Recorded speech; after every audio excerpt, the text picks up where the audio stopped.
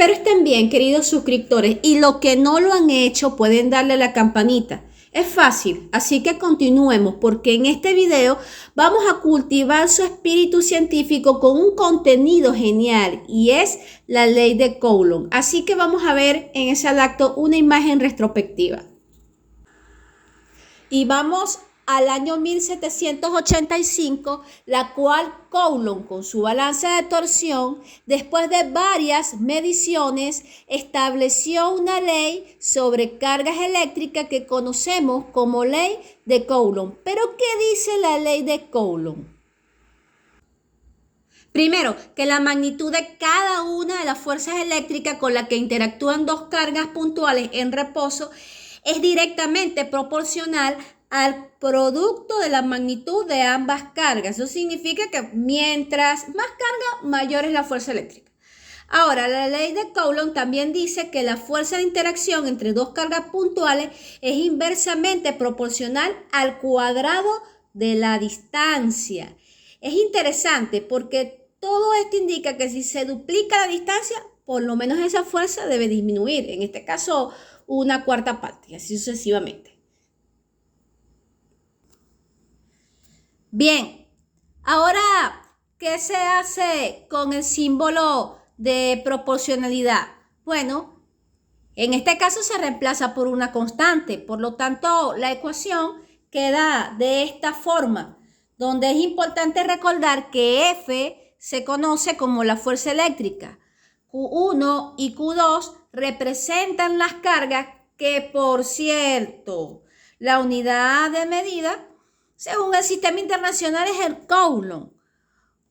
Obviamente aquí tenemos la distancia de separación de las cargas. Y K viene siendo la constante de proporcionalidad, que en este caso se le conoce como la constante de Coulomb, que su valor, de acuerdo al sistema internacional, es 9 por 10 a la 9 newton por metros cuadrados sobre Coulomb cuadrado.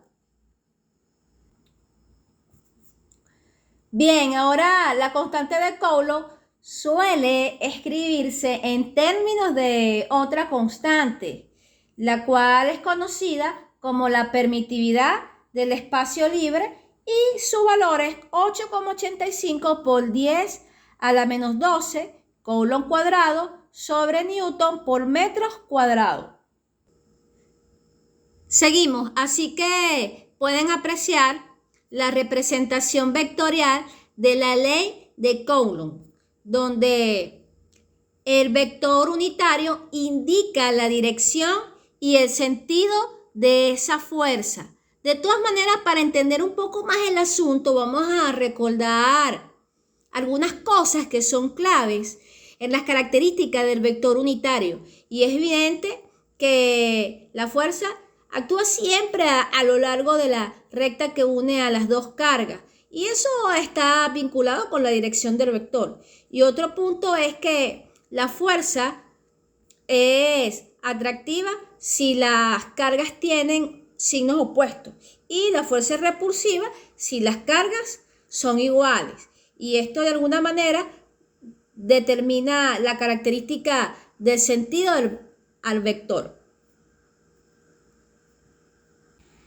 De todas maneras, para entender mejor el asunto, vamos a ver lo siguiente. Se tienen dos cargas puntuales con signos iguales, positivos, separados a una distancia. Ellas experimentan una fuerza de repulsión que buscará alejarlas en la dirección del eje que las une. Por lo menos, en el caso de la carga 1, la fuerza que experimenta debido a la carga 2 se representa de esta forma, o sea, en este sentido hacia la izquierda y se va a denominar F21, ¿ok? Ahora, en relación a la fuerza que ejerce la carga 1 sobre la carga 2, se representa de esta forma, en este sentido. Obviamente la notación es F12. ¿Qué sucede cuando las cargas puntuales son negativas? En este caso ocurre de manera similar que en el caso de las cargas positivas. Pues ellas van a experimentar esa fuerza de repulsión que buscará alejarlas. Obviamente, de acuerdo al caso anterior, F1,2 representa la fuerza ejercida por Q1 sobre Q2 y F2,1 es la fuerza ejercida por la carga 2 sobre la carga 1.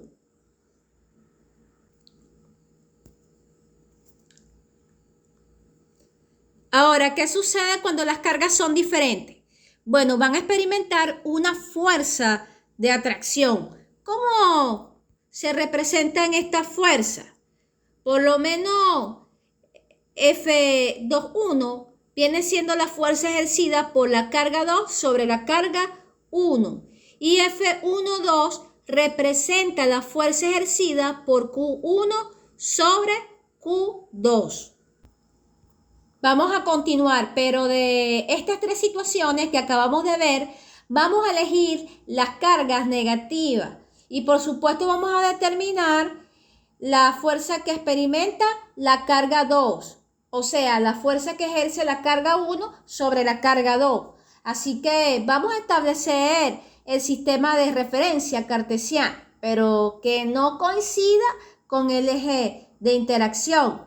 Lo que significa que el vector R1 indica la posición de la carga 1 y el vector R2 indica la posición de la carga 2. Ahora, las cargas son negativas y se supone que la fuerza que siente la carga 2 debido a la carga 1 es una fuerza de repulsión, la cual se representa de la siguiente manera. Obviamente su notación es F1,2. Ahora, ¿cómo se determina F1,2? Bueno, con la ley de Coulomb. Y es que esa expresión matemática nos va a permitir determinar la fuerza 1,2. Esa es la ley de Coulomb en su representación vectorial. Recordemos una vez más que la fuerza tiene dirección y sentido, la cual está determinado por el vector unitario. Pero de acuerdo a lo que vimos en matemática, en el caso del vector unitario, este se obtiene de dividir el vector por su magnitud, ¿ok? No obstante, el vector unitario también se puede escribir de esta forma. Ahora, ¿qué es igual a ese vector R cuyo subíndice es 1, 2? Bueno, en este caso representa al vector diferencia, o sea que en este caso viene siendo el vector que va desde la carga 1 hasta la carga 2. Pero ¿cómo se obtiene ese vector diferencia? Bueno, de la siguiente manera, simplemente se resta el vector posición 2 con el vector posición 1, que por cierto, la magnitud de ese vector diferencia representa la distancia entre las cargas. Entonces, ¿cómo va a quedar la ecuación 1? O sea, la ley de Coulomb. Bueno, de la siguiente manera. ¿Cuáles? Que son positivas, la cual están separadas a una distancia d. Así que vamos a establecer el sistema de referencia cartesiano, que por cierto lo ubico donde me convenga. En este caso, vamos a hacer que uno de los ejes, el eje Y, coincida con el eje de interacción. ¿Bien? Así que veamos lo siguiente. La fuerza que ejerce la carga 1 sobre la carga 2 se representa de esta forma. Va en ese sentido. Ahora, para determinar la fuerza que ejerce la carga 1 sobre la carga 2, se aplica la ley de Coulomb. ¿Ok? Pueden notar su forma vectorial.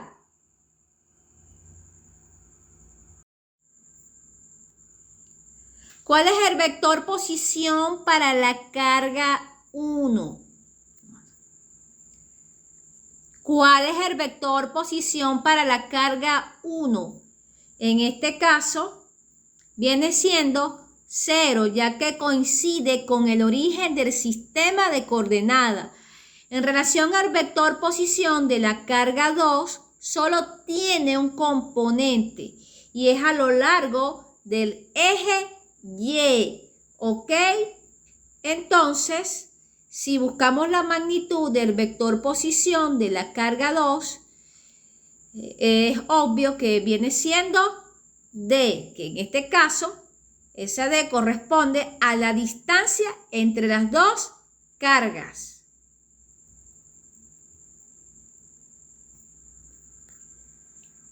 Interesante. Ahora vamos a reemplazar, ¿ok? Y tenemos lo siguiente. En este caso, las D se cancelan y la expresión queda de la siguiente manera.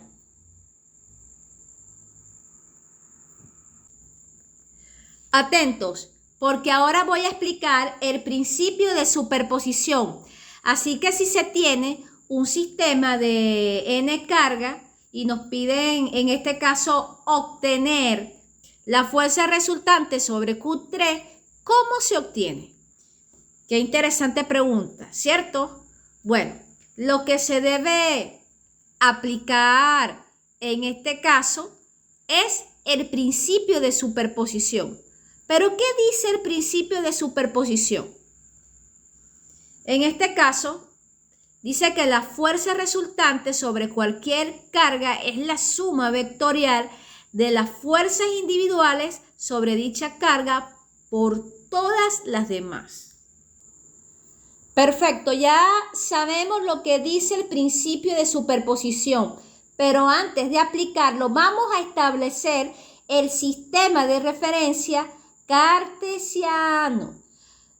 ¿Ok?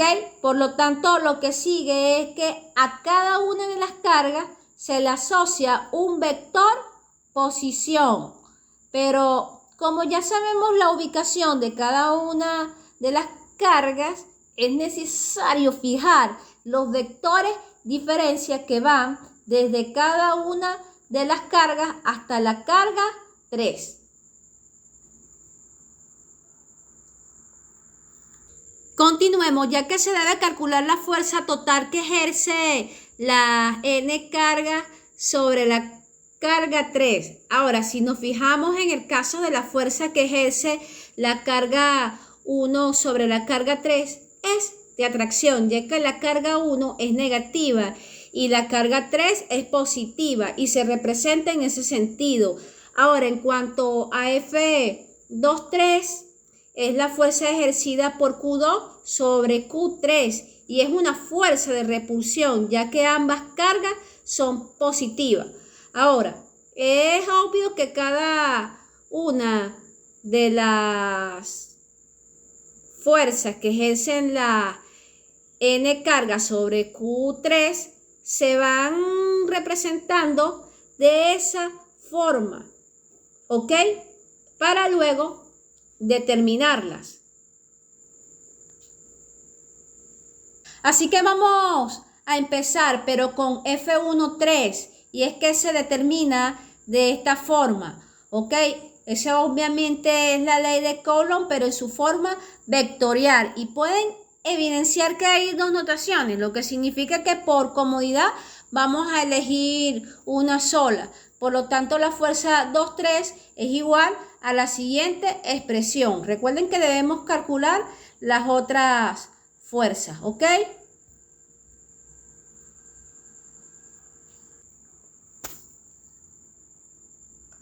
Ahora, de acuerdo al principio de superposición, la fuerza resultante sobre Q3 es la suma de cada una de las fuerzas individuales, que en este caso, recordando las expresiones anteriores, ¿verdad? Y si nosotros factorizamos, se supone que la fuerza resultante nos queda de esta forma, ¿ok? Así que si lo anterior se representa de esta forma, es obvio de que aparece el símbolo de sumatoria, ¿ok?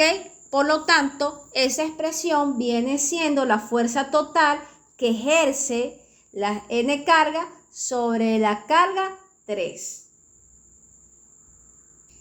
Bien, sin duda alguna, el recorrido en este video con esta ecuación experimental, como lo es la ley de Coulomb, deja en evidencia la importancia del lenguaje de la física, en este caso la matemática, en la comprensión del fenómeno físico.